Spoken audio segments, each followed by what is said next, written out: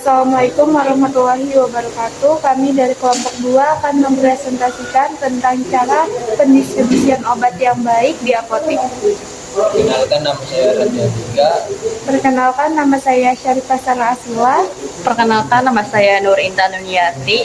Perkenalkan, nama saya Nur Zahra. Perkenalkan, nama saya Muhammad Syugi Abio Khairi. Tugas dan fungsi apotek. 1. Tempat pengabdian profesi seorang apoteker yang telah mengucapkan sumpah jabatan. 2. Sarana farmasi melakukan peracikan, pengubahan bentuk, pencampuran dan penyerahan obat atau bahan obat. 3. Sarana penyaluran perbekalan farmasi yang harus menyebarkan obat yang diperlukan masyarakat secara meluas dan merata. Kegiatan pengelolaan persediaan obat-obatan. Pengelolaan persediaan obat-obatan habis pakai harus dilaksanakan secara terstruktur serta penggunaan proses yang efektif untuk menjamin kendali mutu dan kendala biaya. 1. Perencanaan. Perencanaan persediaan obat-obatan di apotek berfungsi untuk memprediksi kebutuhan persediaan obat untuk jangka waktu tertentu. Tahap pemilihan obat. Obat dipilih berdasarkan jenis dan memperhatikan pola penyakit, pola konsumsi, pada budaya, serta pola kemampuan masyarakat.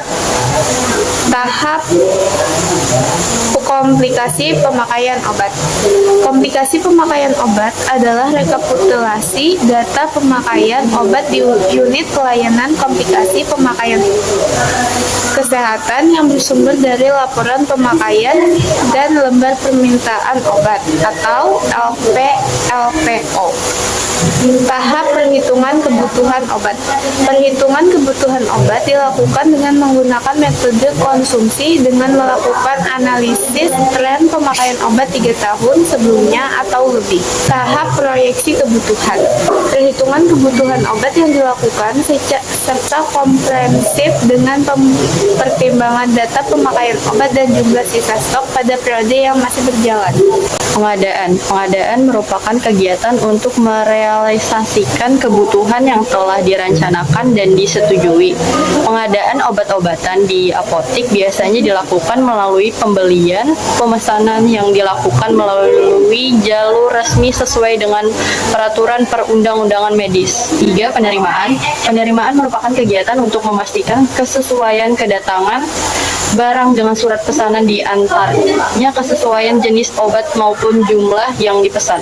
Penerimaan merupakan kegiatan untuk menjamin kesesuaian jenis, spesifikasi jumlah, mutu, waktu, penyerahan dan harga yang tertera dalam surat pesanan dalam kondisi fisik yang diterima. 4. Penyimpanan. Tata cara dan pengolahan penyimpanan obat secara tepat penting untuk dilakukan karena obat merupakan salah satu faktor terpenting dalam pelayanan kesehatan. Penyimpanan obat-obatan harus memperhatikan beberapa hal berikut seperti obat disimpan dalam wadah asli dari pabrik. Jika obat dipindahkan ke wadah lain, harus dicegah agar tidak berkontaminasi dan ditulis informasi yang jelas. Wadah obat juga harus memuat nomor batch dan tanggal kadaluarsa. Semua obat-obatan harus disimpan pada kondisi yang sesuai sehingga terjamin keamanan dan stabilitasnya. Sistem penyimpanan dapat dilakukan dengan memperhatikan kelas terapi obat, bentuk sediaan, liquid, semi-solid, dan solid. Stabilitas obat dipengaruhi oleh suhu, cahaya, dan kelembapan, serta disusun berdasarkan abjad. Sistem pengeluaran obat memakai sistem FEFO, First Out, dan FIFO, First In, First Out. 5. Pemusnahan. Obat yang kadaluarsa atau rusak harus dimusnahkan sesuai dengan jenis dan bentuk sediaan. Pemusnahan juga dapat dilakukan terhadap resep obat yang telah disimpan melebihi jangka waktu 5 tahun. 6. Pengendalian. Pengendalian stok obat-obatan dilakukan menggunakan status stok yang memuat nama obat, tanggal kadaluarsa, jumlah pemasukan, jumlah pengeluaran, dan sisa persediaan. 7. Pencatatan dan pelaporan. Pencatatan dilakukan untuk mengetahui data yang dimasukkan masuk dan keluar dalam waktu tertentu. Sedangkan pelaporan adalah kumpulan catatan dan pendataan kegiatan administrasi yang disajikan kepada pihak yang berkepentingan. Distribusi apotek. 1. Kesesuaian jumlah obat dengan kartu stok. Tujuan dari parameter ini adalah untuk melihat ketelitian petugas gudang.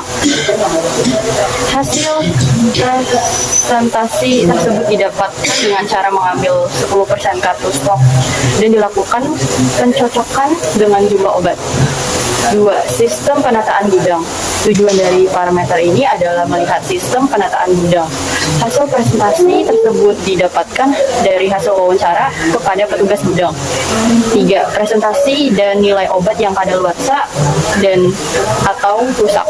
Tujuan dari parameter ini adalah untuk melihat presentasi obat kadaluarsa atau rusak. 4. Presentasi stok mati parameter. Ini bertujuan untuk melihat obat yang tidak mengalami pergerakan selama 3 bulan. Hasil presentasi didapatkan dari laporan daftar item dan daftar item tidak bergerak selama 3 tahun. 5. Tingkat ketersediaan obat. Tujuan dari parameter ini adalah untuk mengetahui ketersediaan obat.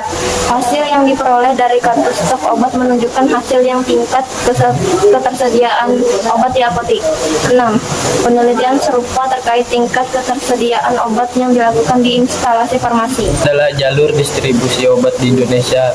Sekian, wassalamualaikum warahmatullahi wabarakatuh.